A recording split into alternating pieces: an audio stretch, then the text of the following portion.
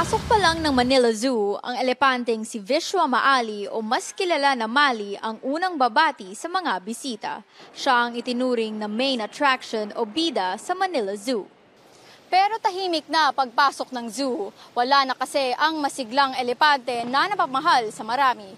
Tanging estatwa na lang ni Mali ang makikita ng mga bagong bisita.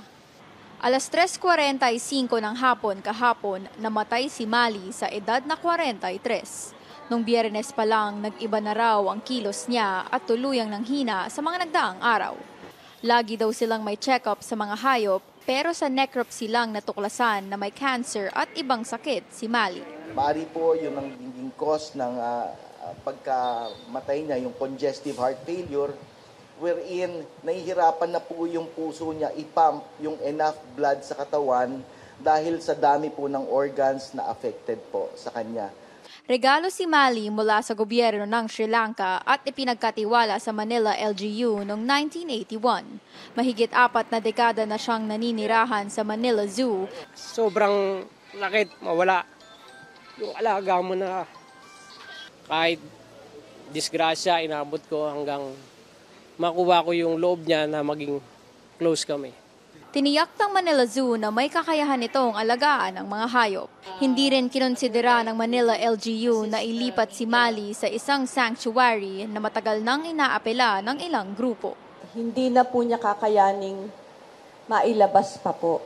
Hindi rin po natin alam kung binalik po siya, kung ano po yung madadatnan niya doon at kung makaka-adapt pa. Kasabay ng lungkot, ikinagalit ng animal rights group na PETA ang umano'y mental torture at solitary confinement na dinanas ni Mali dahil sa hindi paglipat ng Manila LGU sa elepante. They are not elephant experts. More than a dozen of elephant experts recommended that she be transferred to a sanctuary.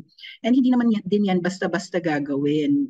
Hindi na ipapakita sa publiko si Mali para masasayang alaala na lamang daw nito ang manatili sa mga Pilipino. Yung memory po ni Mali, we will do our best na ma-preserve po. May mga eksperto na po tayo makausap. Para po pagpunta po nila dito, they will still have a glimpse of Mali. Susulat din daw ang Manila sa gobyerno ng Sri Lanka na dating nag-commit na magbibigay ng panibagong elepante. Tututulan naman daw ito ng PETA. Huwag na nating ulitin na mangyari ulit itong pagkakamaling ito. Paige Javier, CNN Philippines.